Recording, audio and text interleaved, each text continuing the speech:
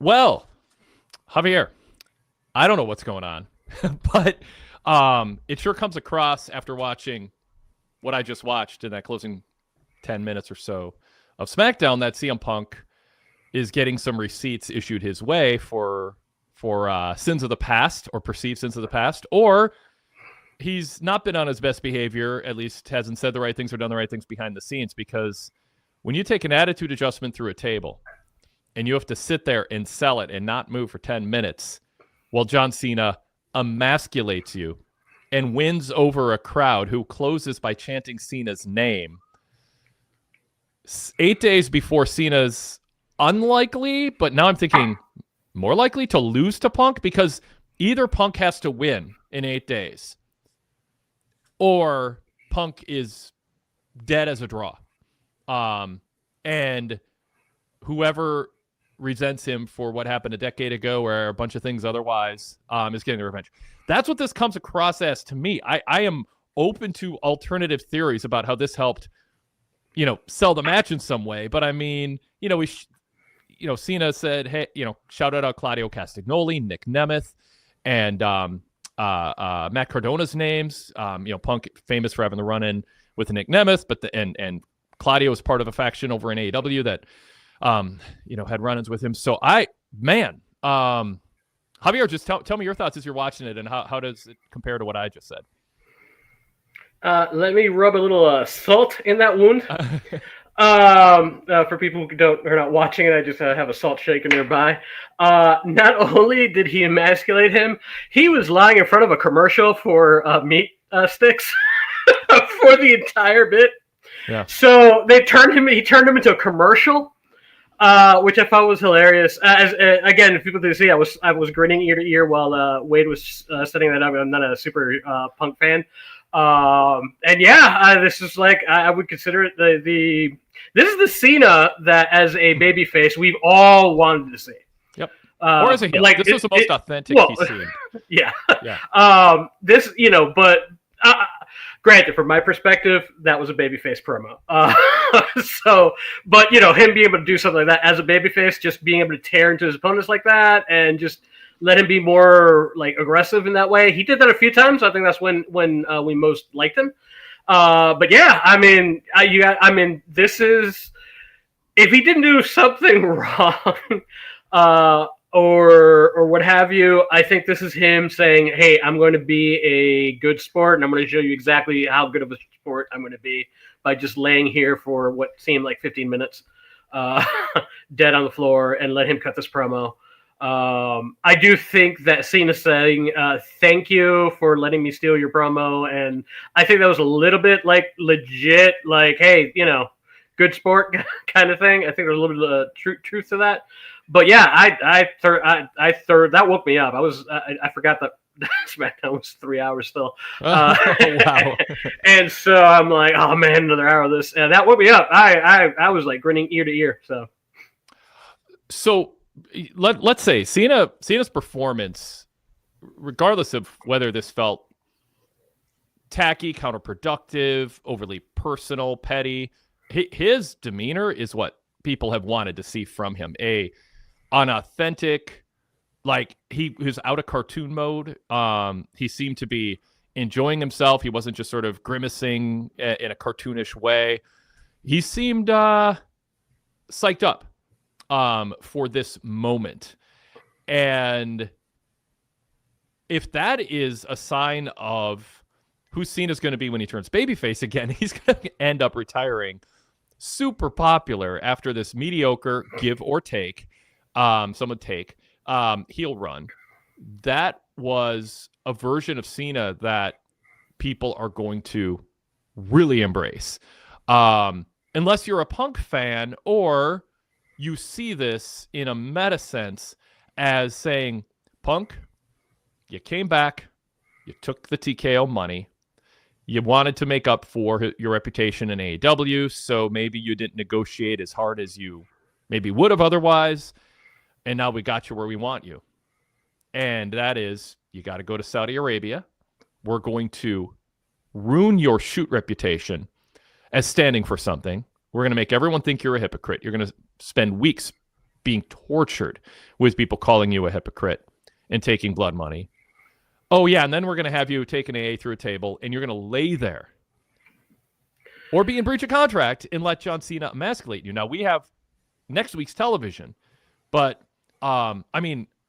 however this is legitimately going to be framed or defended within WWE, I just think this is a brand killer for Punk at this moment. But again, we have a week to go. Javier. Yeah, that's why I'm pumping the brakes. Unlike Fatu, I'm pumping the brakes, and I'm because I think Punk ultimately is going to get his if it's just not straight up brawl, but he's got to get over on particularly after this week. He's gonna have to get over on Cena next week, especially since I got to be thinking that Cena's going to win. Because, like you said, otherwise CM Punk's going to win on in Saudi. That's the only other thing. And he wins, and then at that point, I think a likely Rollins cash in. Because that was pretty. That was pretty brutal about like halfway into the promo. Particularly once I saw like what his Cena's demeanor like completely changed from everything he'd been doing previously. And I'm like I think he's acting because from what I've seen in real life, he is a robot. You kind of mentioned that. So this is him putting on a character. And I'm like, I know he can do it because I've seen him in various movies. Granted, it leans a little bit towards the more comedic straight man kind of thing. But this was like him. He was like enjoying that and playing to the crowd, like opening himself into the crowd in a way where he's like, he was like basking in the cheers in a, almost like in a, it made me believe that it made me believe that there is, and I doubt it.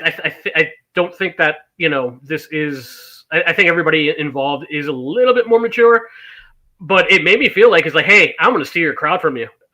That's what I got from it. And, he said, people are beginning to learn I forgot the exact phrasing that he said, but people are starting to see the truth and, or change, basically the crowd started to come to me. So, and he smiled.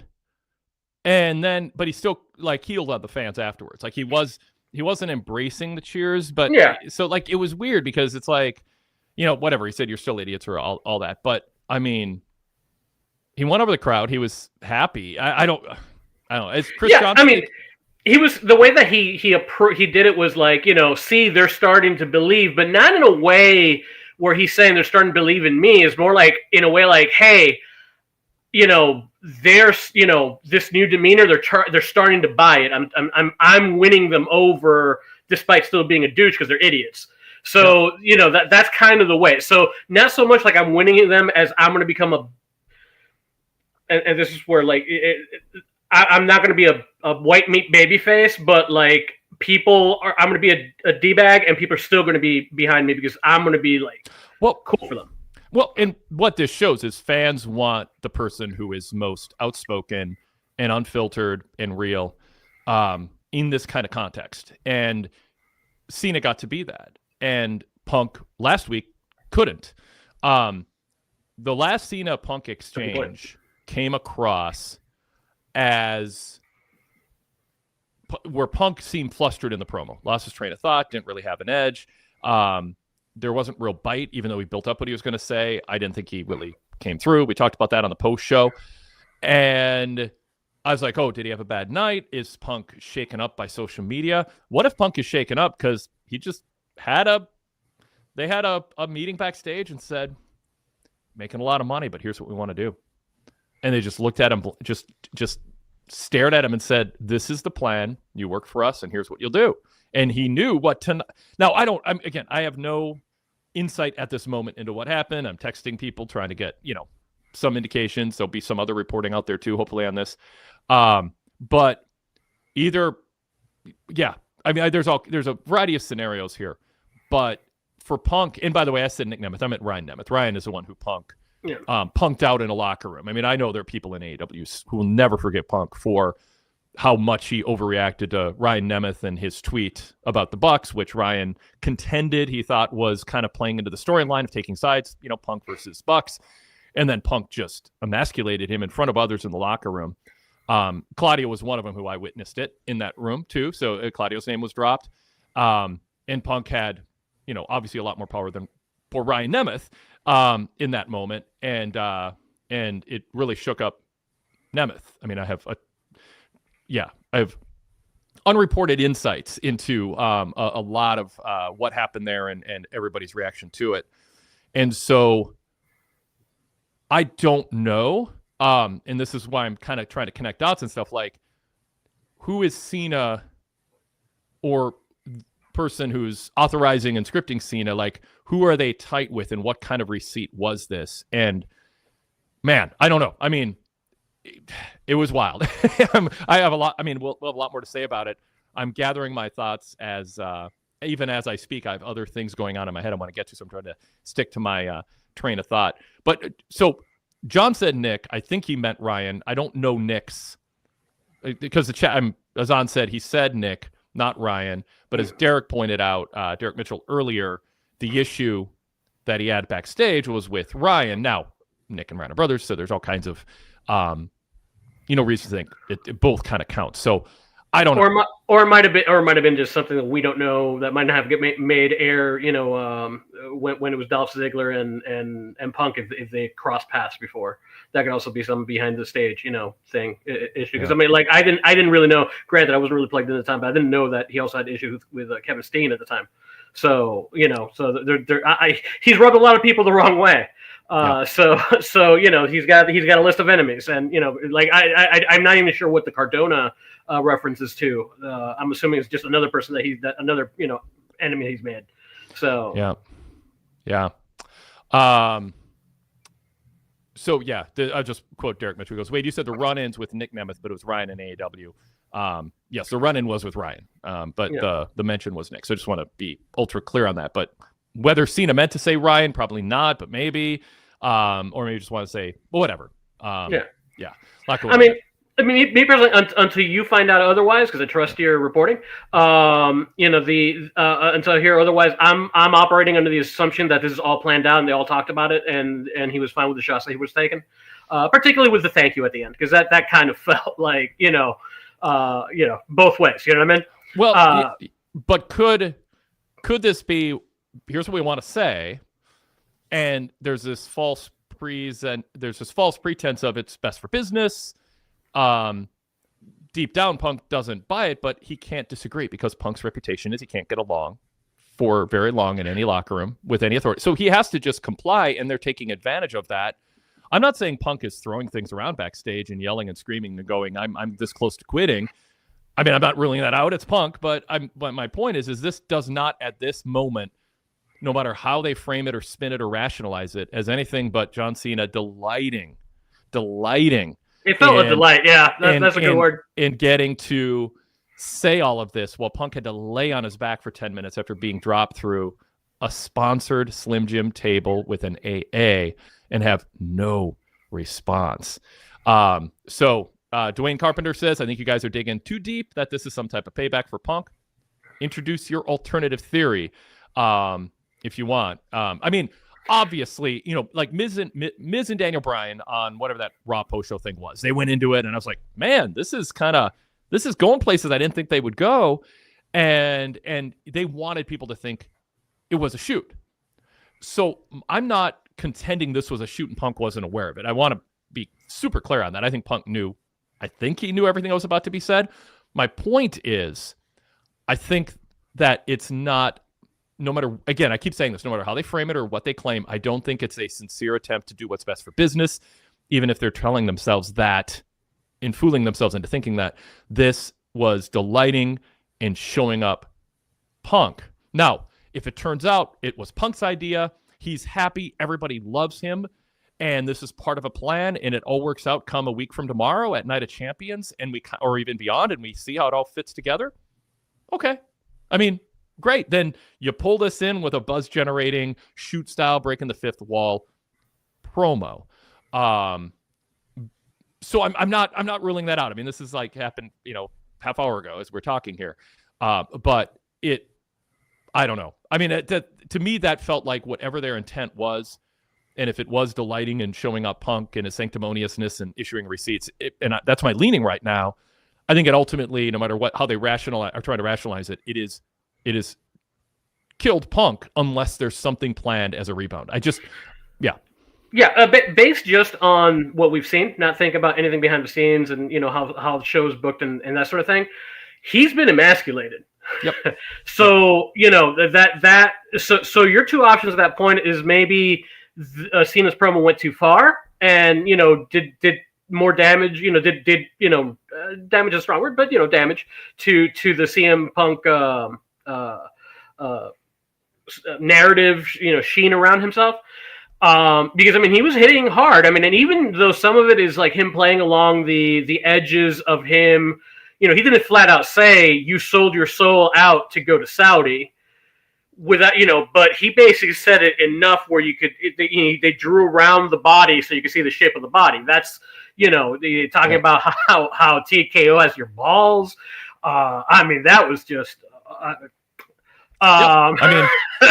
It was like so he ended up being so there needs to be either a strong comeback within the next 3 shows. Night of Champions is a week from tomorrow.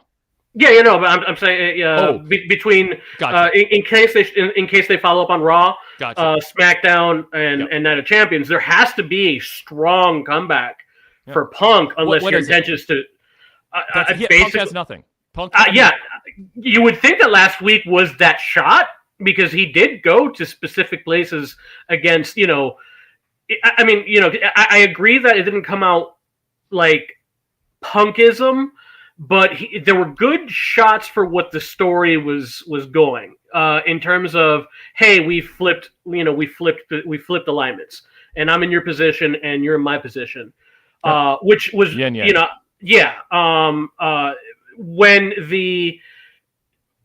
issue being that he's, of course, since Cena was always the corporate guy, that by default means now Punk is the corporate guy. But then he says, no, but I'm not really the corporate guy. So I think that part of the story derailed things on Punk's, Punk's right to, speak out. And he called into question, I'm like, I was going to start today by just calling him, instead of calling him CM Punk, CM Hypocrite. Based on what he did, he's no longer the Punk star. He's a hypocrite. He's sold out. What was the Batman line? The live long enough to become the villain. Mm-hmm. That was that was what just the him agreeing to go to Saudi. It's damaging because he's someone who was very vocal, and a time where not many would go out on a limb like that because you wanted to work for WWE and you wanted to, even if you were weren't agreeing with it, you were a little bit more low key. He was not. So when you add all that together, and Cena just flat out, again, as much as you call him as a hypocrite without hitting the nail on the head, it was not a good look coming out of it for Punk. So, and since he's someone who's really, aware of the way that people perceive him, again, for me, the biggest hits for me personally, because I kind of what he was talking about, how I'm jealous of you because you conned all these people into thinking you were something, that you're not. That's kind of been my kind of feel about him for a long time. So so he was speaking to me at that point, which is why I mentioned that he was I was grinning ear to ear, and now that hypocrisy's kind of been unveiled. Maybe I'm being unfair, just because now I'm talking about less analyzing it, more personal enjoyment kind of thing. Yeah. But so I could be wrong. I don't know the guy for real, but that's my impression of it. But in any case, I think that for some people are just gonna CM Punk anyway, and Cena brought that up too. They're going to chant you. They're still going to chant your name. They're still going to sing for you. But maybe wake up a few more people. That's I think that's what for me personally neat for it on that. But yeah, he's going to have and again, I don't know what that would be. Maybe physicality wise, he'll it might be one of those brawls that goes on for half the night, and he some horrible stuff happens. But yeah, I personally don't see how you could really come back from it unless he beats him for the title. So here's just a long shot theory too. By the way, Dwayne Carpenter, I want to put this out there because it's possible. Dwayne Carpenter says you guys are working yourself into a work. Brock Bedingfield says this will all blow over soon. I'm not ruling that out, but it wasn't good for business if it's a work. I mean, that's my contention. Like, if this is all like, oh, we're gonna get the internet buzzing, they've lost sight of the value in the asset that they had in CM Punk and how well things are going. So what if those two belt shots before the A? In all fairness, that's kind of what knocked Punk out, like storyline wise. One of them really hit hard, and Wade Barrett made mention of it. Like, I don't know if they gimmicked the noise or it really hit him. But if Punk just said, I can't do this, I can't go to Saudi Arabia, like, or he always planned to, or like, then was this to write him out because he has a medical concussion? He can't get on an airplane. And so they basically just said, all right, if you're not going, then this is what we're going to do. So I'm just throwing that out there too. Like, I mean, maybe they're just doing some sort of concussion angle so Punk can opt out of going and they're going to do something else. I don't know. But Cena said, they're going to cheer me in Saudi Arabia and boo you, which might be true, by the way. Yeah, and consider the fact that they didn't give you a finish to him in Truth. That could be that Truth then takes that spot in Saudi Arabia. That's a possibility. That would be another way to kind of like shift in a different direction, and then you do Cena, Punk like WrestleMania maybe. Yep. Now it's SummerSlam. Wow. I know. Yep. All right. Let's pause way deep into the show. That's a double length block A. Let's introduce ourselves in the show. I really want to get into the chat room comments. I mean, I've been keeping an eye on them, and definitely want to throw them out there. We can respond to it. More developments on this 3-hour SmackDown too. A lot happened. So let's do it. This is the Wade Keller Pro Wrestling Post Show on Friday, June 20th, 2025. I'm Wade Keller, host of the show, the editor, publisher, and founder of the Pro Wrestling Torch weekly newsletter, documenting professional wrestling with a journalistic approach since the late 1980s. If you become a PWTorch VIP member, you can dive into those archives dating back to the late 1980s and read pre-internet wrestling coverage and read long-form pre-internet, pre-shoot tape, pre-YouTube and podcast interview, long-form Torch talks with some of the pro wrestling's biggest names. PWTorch.com/GoVIP if you want to learn about wrestling history from in a contemporaneous journalistic reporting way with hard-hitting editorials, cover stories, star ratings of pay-per-views, and detailed transcripted long-form interviews with big names. All there, PWTorch.com/GoVIP. New content every day too, VIP exclusives. But we're here to talk SmackDown tonight, and you can participate in the aforementioned chat. So if you're watching us live on the PWTorch YouTube channel, search PWTorch in YouTube to watch our content on demand, or watch us live after Raw, Dynamite, and SmackDown.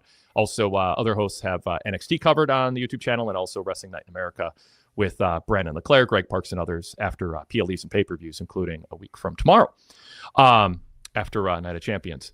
And you can also participate by email, wadekellerpodcast@gmail.com. You can email the show and be part of it, even if you can't watch us live on YouTube. So if you're one of the vast majority who listen to us on our podcast feed that we've had going for 15 plus years, that's a way, if you're watching the shows live and you want to be part of the show, that's how you can interact, ask questions, rant, give your opinions. And then finally, you can be a video or audio caller. The link to do that is on the VIP exclusive Wade Keller TV reports on the PWTorch VIP website, or on Patreon on our PWTorch page. Although I think I just remembered I forgot to. I think I got so wrapped up in SmackDown, I forgot to post the video call link on Patreon. So I'll try to do that while Javier is talking at some point. But if you really want to be an audio caller or video caller, and in your Patreon supporter, you can email me, and I'll just send you the code to get in as a caller. That might be more efficient. My co-host, as mentioned, Javier Machado, a PWTorch contributor. He writes PLE previews for WWE events and also hosts the PWTorch Daily Cast show called Acknowledging WWE. It is going to be late this week, Javier. You've been under the weather, but you got a special show coming up. And you have more material to work with. My gosh, after tonight. So much to talk about in the next week going into Night of Champions. Search PWTorch on your podcast app, by the way, to subscribe for free to our PWTorch daily cast. Those daily casts are part of the VIP feed also, with the commercial breaks edited out. That's one of the perks of VIP membership. But if you're not VIP, you can get all the shows, all the daily casts, by searching PWTorch. And while you're at it, of course, search Wade Keller and subscribe to the red logo show, which is this one, and also the blue logo show, which is not on YouTube, the Wade Keller podcast, which includes the weekly flagship, pay-per-view and PLE previews, interviews, and more. Javier, welcome. Hey, Wade. It was interesting day to cover. Yep. Yeah, just on the Acknowledging WWE, I'm working on a spreadsheet for to track all the wins and all the match finishes. So because it feels like particularly since WrestleMania, we've been getting a lot of not great finishes. And I already finished. Just to have an idea, I already finished the up to date to Raw. What percentage of matches do you think did not have that just were blown up, like a disqualification or didn't happen or whatever? What percentage do you think?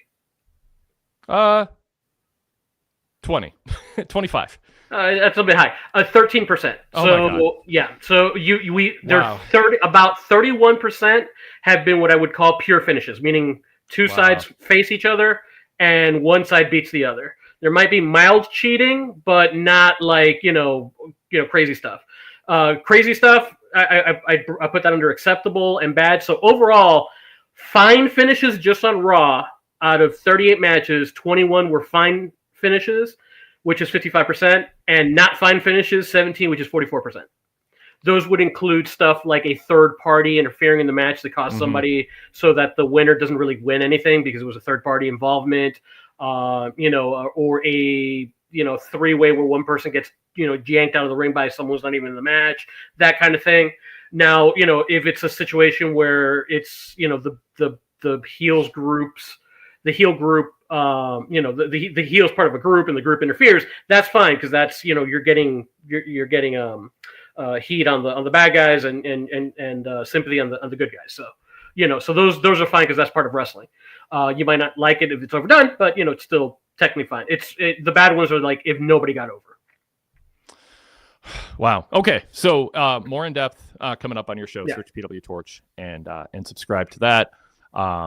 It is good stuff, and the whole daily cast lineup is fantastic. Different themes, different hosts, different shows. The PWTorch 90s Past cast is fantastic, going through a back issue of the Pro Wrestling Torch newsletter from 30 years ago, and kind of detailing my reporting and that of my team, and just talking about what was going on 30 years ago this week.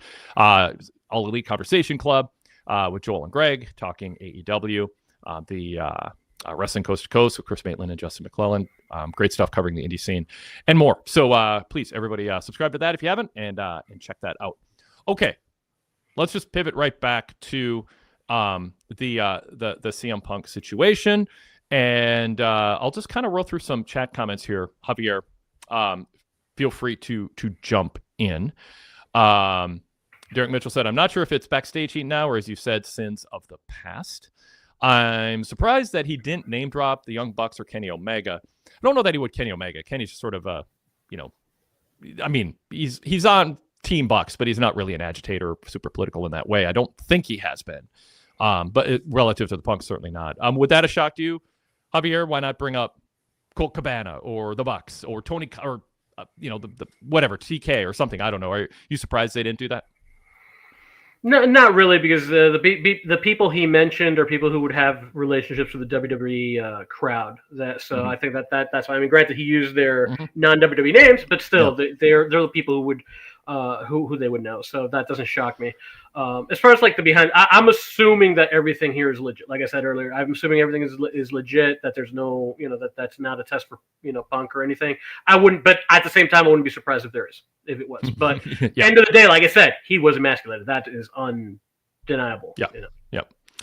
Kyle Fassel said Punk does not come off as cool, especially lying there for as long as he did. I get the call back to the pipe bomb, but dang. And so, I'm curious how the general public responds. We kind of saw the Grand Rapids crowd chanting Cena, not Cena sucks, not dueling chant, just chanting Cena. Alex Hardy says the burial was almost as bad as what Mercedes Moné did to Billy Starks. Sadler Vision 3 says Punk lying there forever made him look like a scrub. BJF said, I thought it was cool that the Punk pipe bomb was after a tables match between Cena and Truth, too. Well, not technically, but good commentary from Joe Test to remind us of that. This is, and Dwayne Carpenter says, this is coming from a huge Punk fan, but did Cena actually say anything about Punk that wasn't true? I was waiting for Cena to say, hey, Punk, raise your finger if you have the strength. Tell me when I'm telling a lie. Or recover and maybe tell me next week. Bring it on. See, that's funny because I like the fact that he did hit some of the stuff without going that level. So it made it feel even more real, because and that's generally the kind of thing I like. I like it when you just twist that knife that little extra bit, like tough. He could have started the whole thing. Tell me when I'm telling a lie. He could have done that way. But I think that this just made it feel like a little bit more coming out of the left field, particularly since he's been Robo Cena since his heel turn. So. Yep. Well put. Darrell says that was the best promo for John Cena since he's been here. Kyle Fassel said that hurt Punk, I think. Mark Biscotti said, who else was wondering how long Punk would sell? All I could think was Punk just lost to anyone in AEW. Nobody sells a table spot that long. Tiffany Stratton got destroyed and then popped up afterwards. So, there isn't consistency in selling in WWE, except for apparently 2 belt shots and an AA through a table. Well, Cena emasculates you. BJ, I think that I think they tried to mitigate that with the 2 belt shots. Yep. Thing is that when you're hitting that kind of promo stuff, people are not going to remember those first 2 belt shots. That's kind of the issue. Because I forgot about it until you mentioned it. I'm like, oh, that's right, there were 2 belt shots. Yep. Let's see here. I think I read this. Punk laying there forever made him look like a scrub. Then BJF said that Cena pipe bomb was fire, but weird as it made him the face. Yes. Michael Merkel says Cena's doing his own. Let's see. Cena being back makes it worth even watching. Kyle Fessel just said largely, wow, that was one of the best WWE TV shows in a while. We'll get into the big picture. I mentioned this at the beginning. Chris Johnson just said, what the hell is happening, LOL? That's the first one I put up earlier. I want to just remind people of that one. Tilt says, and now 1 AA through a table, and it's like Punk's dead. It's terrible. It makes him look fragile and only there for a Slim Jim ad. Terrible. Kyle Fessel says the mention of him being a millionaire and taking TKO money really shatters his voice of the voiceless character. And that's why, whether Punk and Cena sat down and said, let's get the internet buzzing. Let's make them think you really came after me. This would be great. And Punk's like, this is so fun laying there while Cena emasculated me. And I think it's great for business. And let's say in some weird world, Punk talked himself into that or just smiled and said, I got millions of dollars coming my way. I'm so happy. I don't care anymore. Whatever it is, it was shattering for Punk's character, what Cena said, because Punk is vulnerable right now, legitimately vulnerable, because he took the TKO money. He tried to say, "Oh, I'm not Mr. TKO." Last time they interacted, and Cena's like, "Yeah, you are," and everybody knows it. BJF said Cena was just short of saying "blood money D." Jesse Swanson said, before the promo, I thought the beatdown may have been an out for Punk. One of those belt shots was pretty stiff, and Wade Barrett made note of the sound. Could Punk have a concussion? Yeah, I brought that up. There's a possibility that was an out where they're like, crap, Punk got legit hurt. He can't get on a plane. And it is his out. And at that point, you ask the question whether the fact that people were picking up, like, hey, picking up on the story and saying, hey, you're a hypocrite for doing this, if he got cold feet and then changed, and this is their way to get out of it. Exactly. And in that case, I could totally see that this is how they, as quote unquote punishment, this is how they get theirs back by bringing him down several pegs in that respect. So in that case, I could totally see that that's a behind things. Granted, we're not reporting any of this yet. no, this is total fan speculation. But Yep. It's fun to. It's genuinely fascinating to watch something like this, and just right afterwards live, without any time to do any reporting or dig, just be like. And sometimes I get text during the show, and if I do, I'll as best I can pass along any insight. But I've texted a bunch of people. But I do think. I think some of the things we're saying don't feel particularly likely to me, but I can't rule them out. And other things seem more likely to me.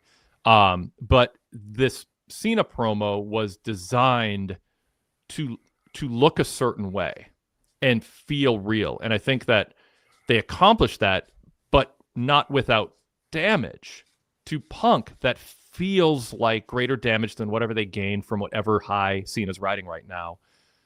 Listening to us live, spend 35 straight minutes talking about it and counting. If they are delighting in this, they are going to have a hangover when Punk is this asset that they've greatly damaged, perhaps beyond what they wanted, or perhaps completely according to plan. Some people are guessing too. Maybe this is Punk's going to turn heel or go away for a while. I don't know. We'll see. So we'll get to that. Boris said, "Wait." There's a concept deconstruction, so that could be a route they're going. They're just deconstructing Punk to bring him to his lowest point, and then he'll have a come to Jesus moment, and then rebuild him that way. Could be presenting a heel turn, for him. That's another way you could. Nick Khan is his new. Nick Khan wants to pull a Dixie Carter and be an on-air person, and he becomes the manager of Punk, a heel. Yeah, $1 million man, $1 billion man. Maybe, or he becomes the Rock's dude. Yeah. Yeah. You've got the various different directions that it's not like necessarily the end of Punk, but they're going to have to address this because the only other option would be they're saying, oh, people are not going to remember what happened last week. And there's going to be a percent of the audience they're not. They're just not really like invested in that on that more microscopic level. What happened tonight, people aren't going to forget. No, my reference is not forget like that it happened, but not really. They'll still be happy to see Punk. You'll notice a drop done, but I'm saying that they're going to be people who it's the kind of people who see a cool lightsaber fight and say that this is the best Star Wars ever when the rest of the show's crap. I'm talking about the Acolyte, but you know what I mean? Yeah. That's kind of thing. Keep in mind too, SmackDown's in Saudi Arabia next Friday, and so I don't. Yeah. Okay. And I don't know how the fans. I forgot about that. And they're legit fans. They love the product. Now it's not just ushering people off the street in. And to fill it. And I mean, I don't know. I think Cena won over.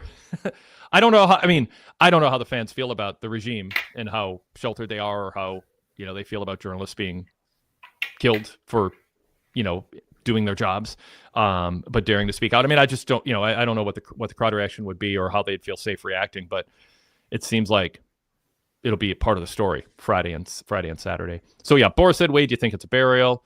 That's it was. It's just I don't know if that was the intent.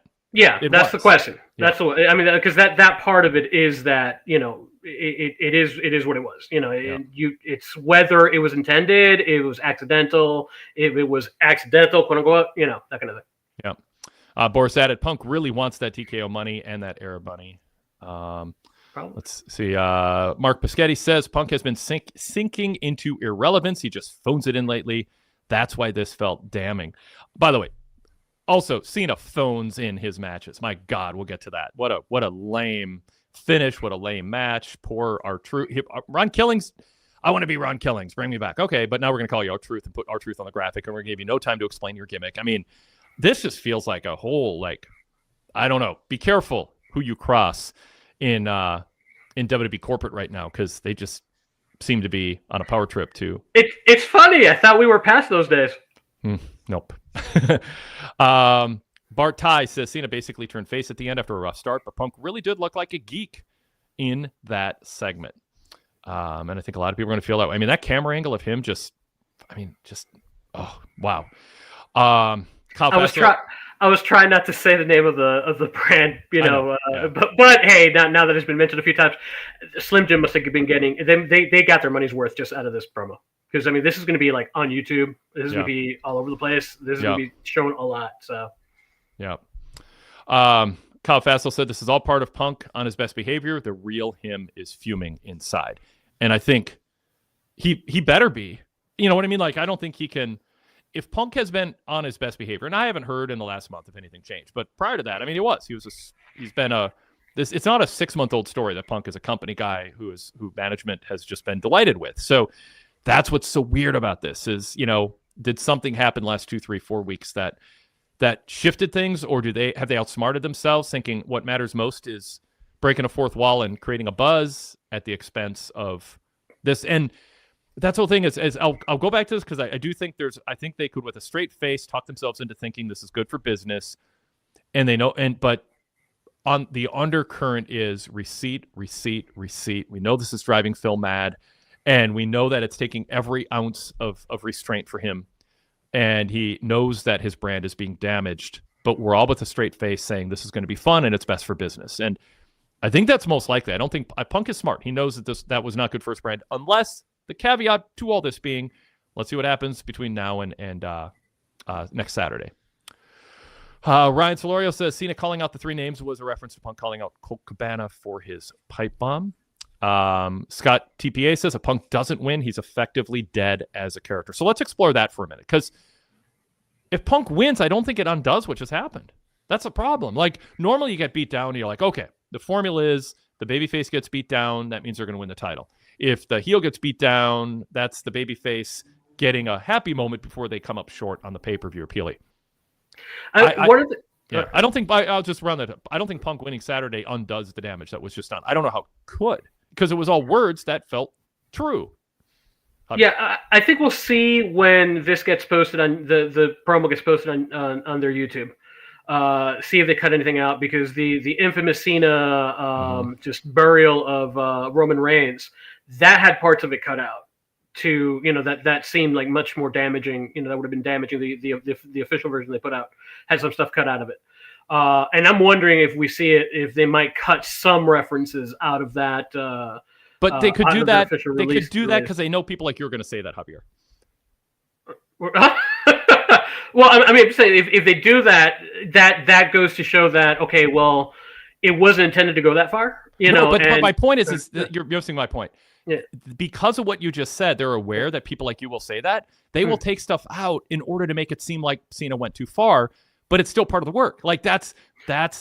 I'm just saying you can't rule that out. Yeah, but at least that would be. It opens the door for people to more easily, quote unquote, not quote unquote, just to basically forget about it. That kind of thing for the regular people. Obviously, marks like super marks like us are going to be still involved with this.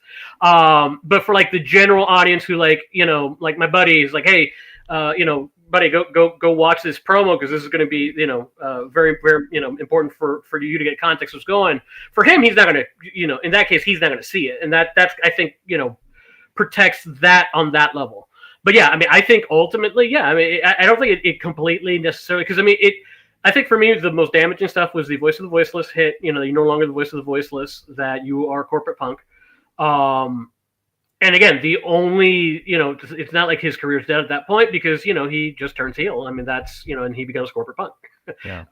In that respect. And I could see them like revisit their feud at the end with them now in switched positions where Cena's turning to babyface, and then you have like a corporate version of Punk, and you revisit this closer to the end of the road. Do Paul Heyman and Seth Rollins, after turning, want Punk to be a heel, taking some of their thunder?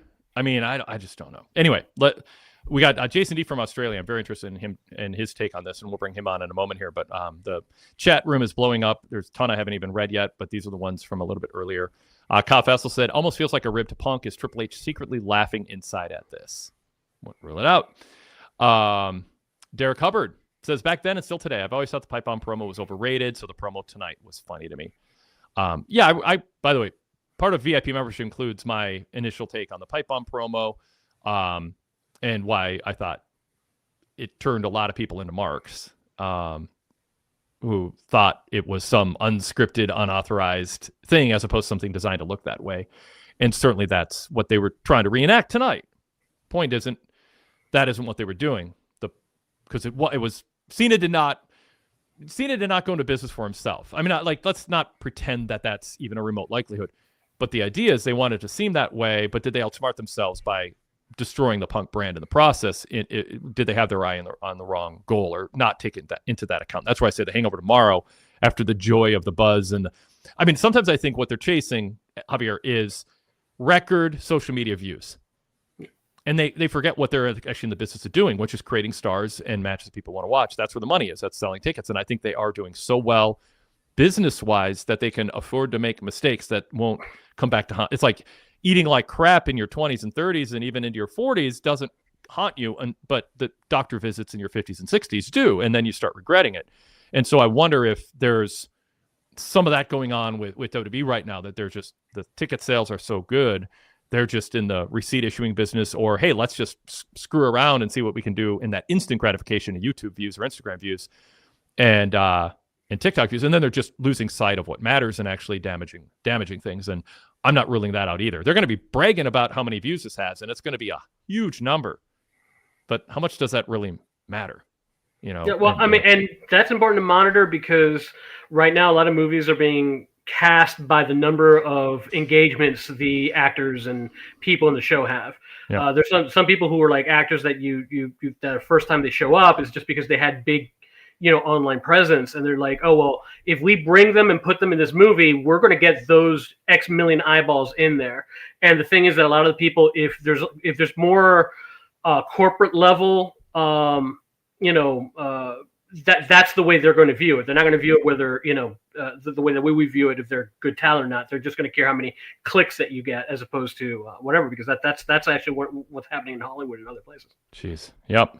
It is the world we live in, but doesn't mean that you have to participate to your own detriment if you're top WWE creative and executives.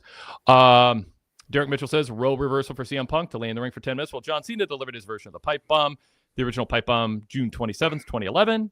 Ironically, next Friday, it's June 27th, 2025. I don't know if that's ironic. Well, maybe it's ironic. I think it's more coincidental or noteworthy.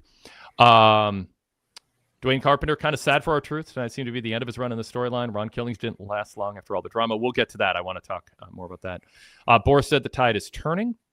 Derek Hubbard added, while it was entertaining and compelling television, I thought it was unwise. It hurts Punk's brand and was a big step into making Cena a cool heel. Dangerous move for Punk now. And Cody later. What about the Cody effect? If Cody Rhodes stands opposite of John Cena, tonight's John Cena will destroy Cody. Yep. Drew McIntyre. Imagine Drew McIntyre we've seen the last couple years. Year. I think he'd be just fine opposite of this Cena. Drew is actually the new pipe bomb guy. I think Drew's better than Punk these days. I think he's more. I think his brand is less damaged. I think he's just better at this, and I think he outdueled Punk. So yeah, when we think who could stand opposite of Cena, a heel Drew opposite a babyface Cena, or I don't even know. But back to Cody. But I'm just trying to imagine who actually could take on this John Cena, the one who I think destroyed The Rock when people didn't even see it coming. When they had their first feud. So what is this? How does this affect Cody tonight? Yeah, I wouldn't want him anywhere close to Cena between now and SummerSlam.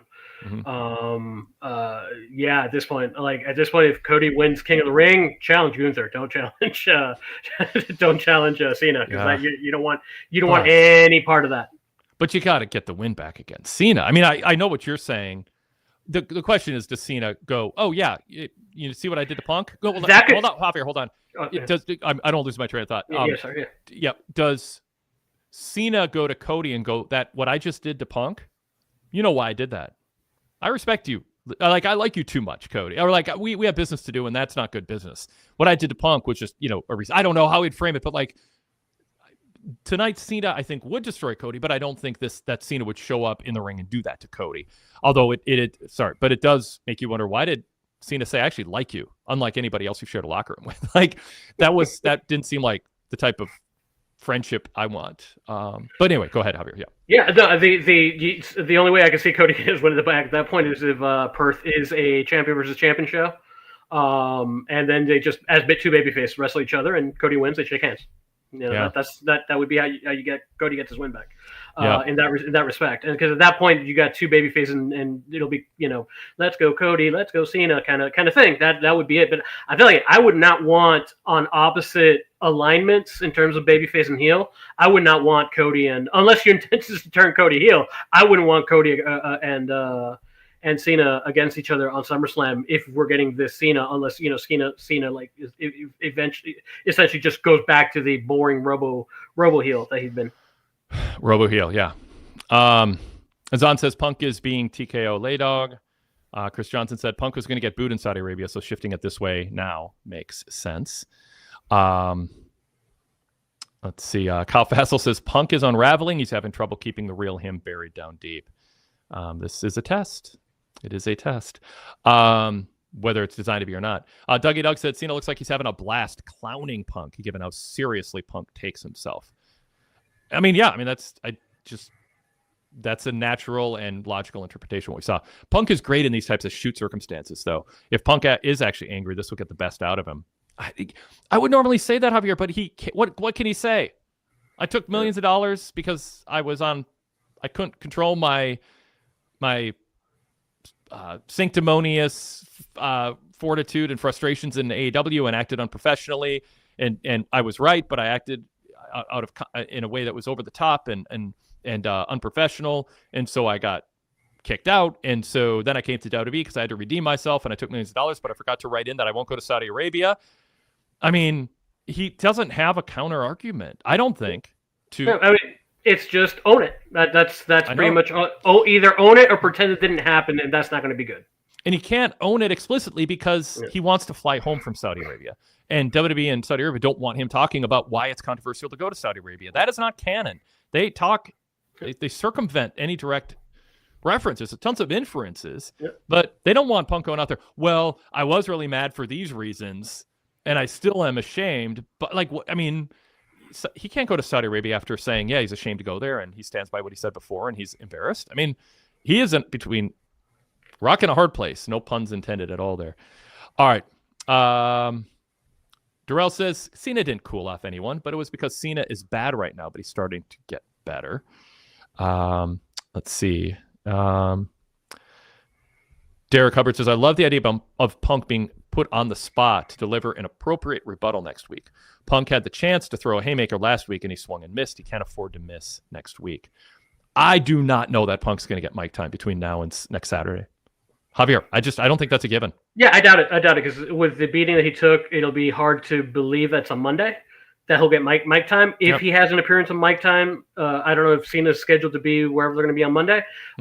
It'll be a run-in and attacking Cena, but that doesn't really solve anything. Unless the idea is that like on Monday they announce he's like was mentioned, he's concussed and he's going to be out and at that point he's going to be out until like past SummerSlam. At that point, so and then he could in order to get past that, and then we can revisit things.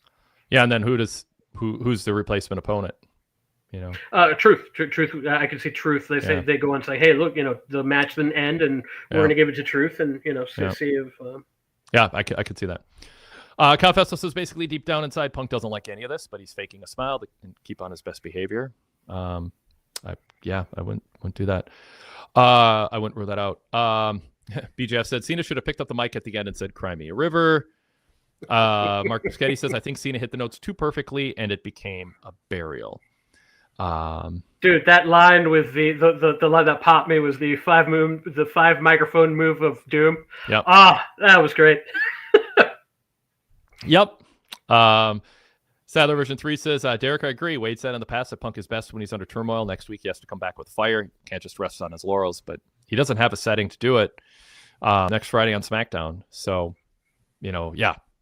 Ms. MZ says, 2 belt shots to the head on top of an attitude adjustment through a table. It feels like receipts and punishment. I highly doubt Punk is winning after tonight.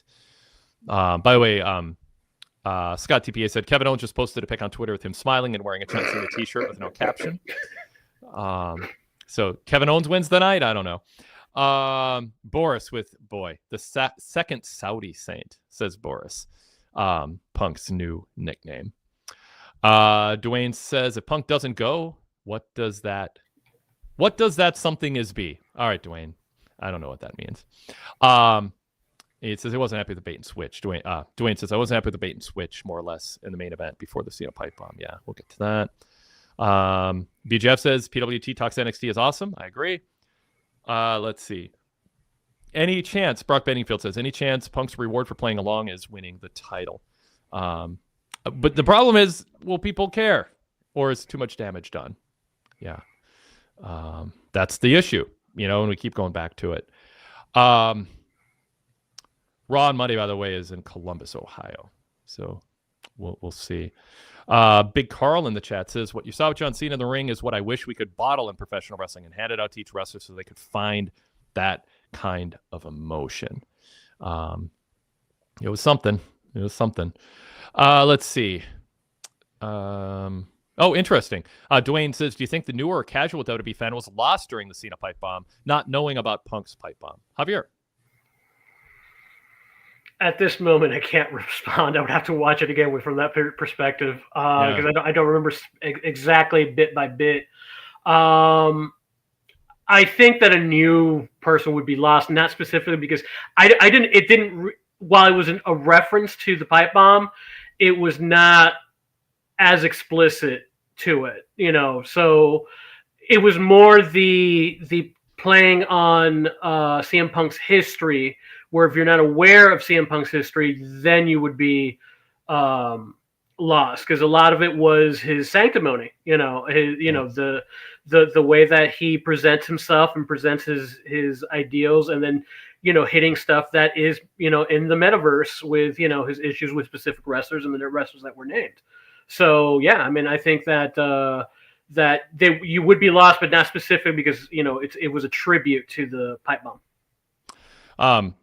Kyle Fassel just said, yeah, most casual fans have no idea about Punk not wanting to go to Saudi Arabia. I don't know what percentage is true in the dark casual fans at this point. I think there's people who aren't on social media all the time, but I think there are things that go beyond hitting refresh 87 times a day on your social media feed that permeates that and reaches people who don't do that. And I think Punk and Saudi is one of them. And I think the with the line that he says, you were the voice of the voiceless, but you're really now corporate guy. I think that gives you enough that if this is your first, you're still not going to know what it is, but you could get a gist of like, okay, he's saying that this guy is, was the man of the people, but he really is a millionaire and not so much. So you could kind of get enough to like get your teeth in, but then at that point you're going to have to, do more research if you want to know more of exactly what we're talking about. So there's still some crunch in there, but to really get the emotional impact and the gut punch of it, you would have to have known some of the people involved. Yeah. G Lane in the chat says, this is a real chapter and did what it needed for Cena, because Cena has teeth or show teeth. Got to come back on him. This is a wake-up call. I'll give you that. Punk is backed into a corner, but that's when the best step up. The thing is WWE in this is WWE in the CM Punk business, or is John Cena in the John Cena business? Protect my brand. What is Punk going to say about Cena? He already had his best line. He said was a lame line last week, and he said you're like a toddler, dressed like a toddler, whatever. He didn't have good lines afterwards, even though Barrett and Tessitore tried to like hype up a couple lame, mediocre lines from Punk and say, "Oh, that was awesome." It wasn't. Punk wasn't good last week. I don't know what Punk says. You're hitting people with low blows and belts, and you're claiming you're a master strategist. He should have said it during their last exchange. He didn't. That doesn't cover what Cena just did to emasculate him. Yeah, and particularly since I think Cena's approaching it from greatest of all time, instead of just it being in the ring overall package. And at that point, just talking about, you just low blow people. If you're talking about overall package, that, what happens in the ring is a little bit less of it. If you're talking also promos and personality and what you bring to the company beyond beyond just your in-ring style. Yeah. Fan Blast is pushing back. He says, yeah, I called him a hypocrite. We already knew that. Said he takes TKO money. They all do. And that he's not the voice of the voiceless. Standard line. Mentioned a bunch of people unrelated to it. It's not that serious, LOL. He said he's baffled by our reaction and the chat room reaction.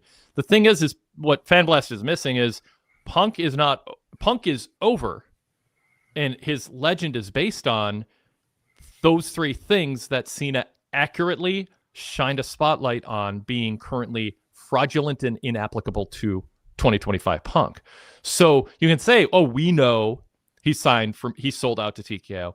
We talk about the reasons. We wanted money, but he also wanted to redeem himself from AEW and have a good landing, and his mind was there.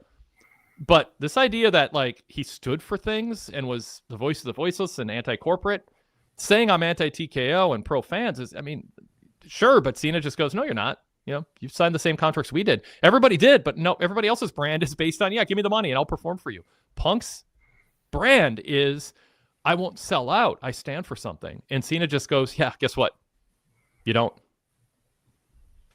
Yeah, it would be as if Cody came back when he came back and started basically running his father's gimmick. the son of a plumber. He couldn't do that because you knew that he was rich based on the money that his family has. And then the stuff that he's made, and then he's like a character that is a rich dude, has his own van and his own bus. It's the thing about CM Punk is that he was always framed as the outsider within the company. Like you mentioned, Wade, the pipe bomb, that people thought that the pipe bomb was him going to business for himself, even though it was, okayed by corporate.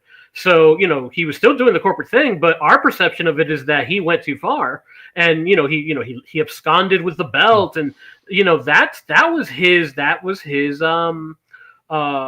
calling card. That's what made people say, he is the rebel. And even though he's signed with the company and he's like playing by the rules and everything behind the scenes, the reason people like him is because he's a rebel, as some people have mentioned. When his back against the wall is when he's the best. When he has a chip on his shoulders, when he's the best. So that is his brand. And if you basically say, yeah, your brand now is no good here, your only choices, like if you're that path that you're on, you're going to have, is already damaged. You're going to have to change it. So, hey, maybe they're planning on changing it, but that's a story for tomorrow, not today. And this idea that, well, if Punk is turning heel, then this all makes sense. And a number of people, Dwayne Carpenter said, if Punk turns heel, does tonight even matter? No, but then you question, is it right to turn Punk heel when you just turned Seth and Heyman heel and formed a new faction? Do you need heels? Drew McIntyre is still out there as a heel. I guess he could turn back babyface. There's talk that, and I think understandably so, Cody is destined to turn heel and maybe side with The Rock. Cody left that open, and fans have been booing him. It's hard to get babyfaces who are over, and I don't know. I don't know. So, but then the other thing, commonly, Brock Benfield, maybe Punk will just have just as devastating a response, and we covered that. What is that response? I'm sorry. Cena's unabashedly corporate. He's Hollywood. He's corporate. He's grimacing his way through a cartoonish heel run and wearing T-shirts of different colors for every city to make more merch money. I mean, he's not taking this seriously. He hasn't taken anything about what he's done in WWE seriously since the SummerSlam match with Baron Corbin. That's when he checked out. I mean, it's clear. It wasn't the same. His heart wasn't in it anymore. And everything since then has been a shameless money grab, along with just doing things for sport. And someone said, he took flat back bumps tonight. That was not a flat back bump. That was fall onto your hands backwards, like anybody would do if they're falling backwards. He was not. He was still being real careful out there. Scott TPA says sources say Punk is still lying down in the same spot. That would be wild. G Lane says it's not the end of Punk. He has to snap back. This is what heel Cena needed to be. I didn't like the truth not changing his music and being an afterthought. Yeah, that's our next topic. I think so. Hang on for that. Yeah, it was Mark Biscotti, by the way, who said Cena took a full flat back bump tonight, first since his return. Maybe he did, and I'm focusing on the ones where he fell back and his hands braced him as he fell. It wasn't a straight up. But yeah, as far as like wrestlers getting punished for standing up to management, Dwayne Carpenter says exactly, Wade. Talk about punishments. I think Ron Killings is getting his. You can be too over, and it's not just Vince McMahon who has that rule. Triple H and corporate TKO are like, if you get a little too big, we have the power to hurt you, but you won't see it coming. Let's see. Oh, so Fan Blast, who's been vocal about this, he says, I went back and watched again. Cena cut a good promo and everything, but I don't see what was a burial. Cena just inverted the pipe bomb. Big Carl says, wow, that was great stuff from Cena. I got back into wrestling at the right time. Wrestling is back. All right. Dr. Doom, by the way, says regarding to casual fans, no, I'm only aware of all the Saudi stuff regarding Punk because I'm a VIP subscriber. I don't follow wrestlers on social media. I believe maybe 10% of fans are even aware of these statements. Interesting. I would think it's higher. What do you think, Javier? No, I think 10%, but those are vocal 10% though. So once it happens and people start talking about media, people are gonna the people who don't know are gonna find out soon enough. Yeah, people who care anyway. Bald fraud receipt. Punk turning heel could say Punk, but I'm not sure they care at this point. Tyler Golasinski has a point that I think is worth expanding on. He says, choose your hypocrite. Chinese funded John Cena or Saudi funded CM Punk. They're both hypocrites. What this points to, though, is we're talking something much bigger than the wrestling business when it comes to what is at the core of this and what Punk's response can be. You do not, if you're Punk, TKO's in the business of making money. They're not in any other business. And so Punk can't come back and go, Cena, what about your apology about saying Taiwan was a country? He can't say that. I mean, it's just they're not going to let Punk say that. They will cut his mic and his legend will be reestablished, but he'll be out. He'll lose, his contract will be over. He'll be done. He'll be a legend, but that's not going to be scripted. Those things are bigger than a wrestling audience, trying to pop a wrestling audience or social media reactions. So anyway, okay. Now that I think that while they'll let them dance around the Saudi thing, I don't think they will even let them dance around the Chinese thing, because that's too big of a market. That's the thing. And so that whatever Punk's response you conjure up in your head would be great. He will not be allowed to say. Yeah. All right. Let's talk about R-Truth. Let's shift gears here. It was weird. The graphics said R-Truth. Joe Tessitore said Ron Killings, but mostly R-Truth. He was introduced by the ring announcer as R-Truth. Yeah, he cut his hair. He's more serious. He's slapping hands with fans on his way to the ring. He didn't just roll in the ring and get in a fighting stance. I don't know what R-Truth thought he was going to get out of his return, or what being, people know the name Ron Killings more. So if he wanted to own his name, have his name be well known, if he goes out on the autograph circuit or wrestles for AEW or whatever, he got that. But beyond that, it's a short-term deal, and he didn't get pinned by Cena. They protected him in that way, but maybe if Punk's not going to Saudi Arabia, that's, as you speculate, Javier, maybe Truth would be the replacement. I don't know. What do you make of what we saw with Truth tonight, besides a really lame finish? Yeah, the with the skit they did earlier, that pretty much signposted to me that he's probably going to be involved with something with Damon Priest. And who was he with? Who was the other person in that segment? Do you remember, Wade? You're muted. You're muted. Or I can't hear you. No, I know. I'm doing something else while you're asking me a question. I'm sorry. And then I muted you by accident while I was trying to unmute myself. That was a cluster.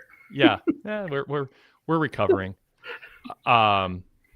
So you're asking about the pre-segment, Aleister Black. Okay, yeah, it was Aleister Black. So likely he's going to be involved in something along with those three. So that was kind of like signposted already. Whether we're going to get another match with Cena or not, I once I saw those three, I'm like, okay, they're not going to have him and I didn't think he was going to be involved in the main event for too long. I was surprised that he got the Cena match, when he did. But doing a mid card angle with Priest and Black would be, that'd be interesting to see what he could do in there.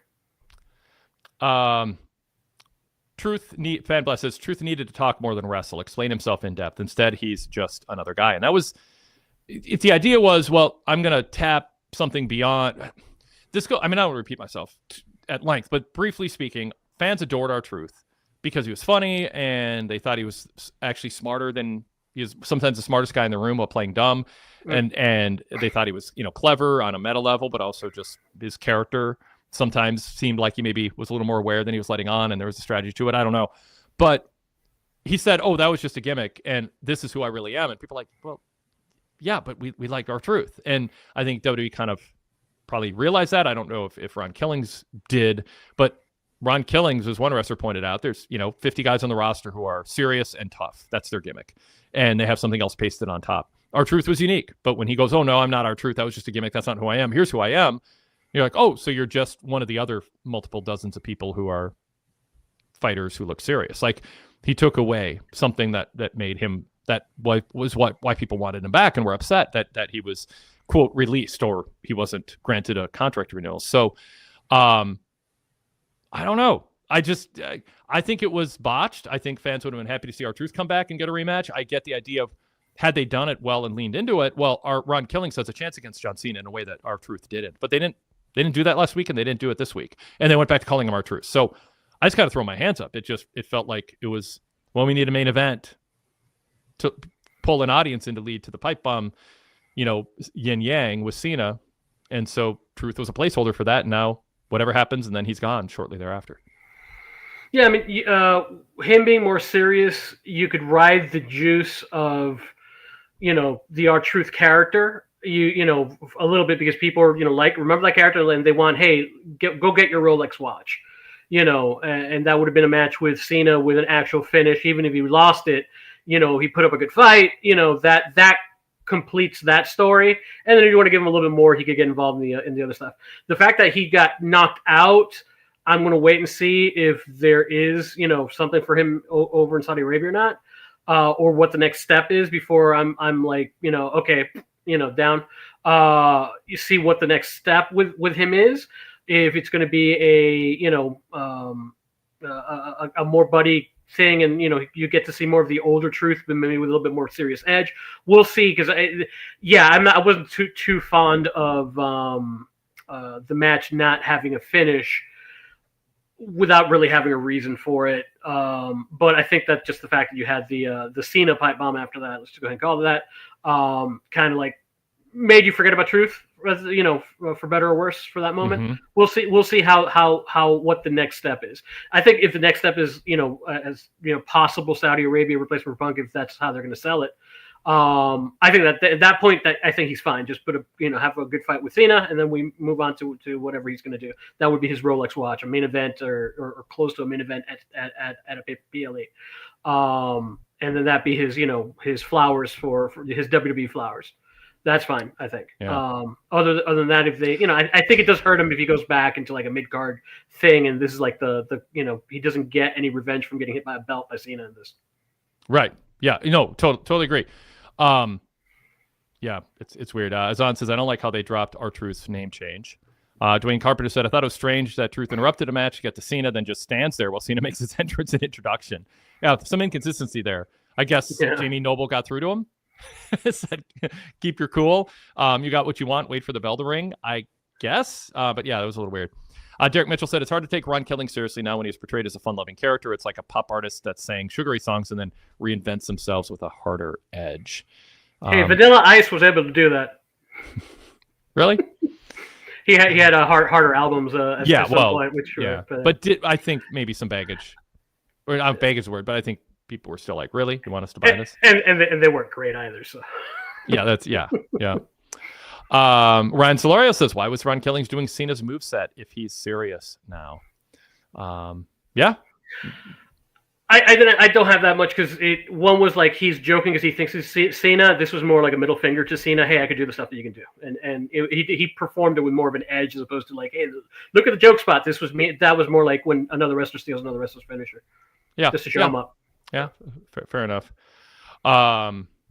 Sadler Version 3 says, I wonder if they thought Killings isn't a marketable name. One of his new merch shirts had Killings Spree on it, and I was surprised they put that out since they market to kids. That should not have been put out. That's ridiculous. And so, yeah, I don't know. They're probably not thrilled with Killings as a name. That was brought up on the Fixed Mailbag this week. But Killings Spree, I don't know how anything like that would get green-lighted. That's, kind of insane. Yeah, when I heard about that, I'm like, that's nuts.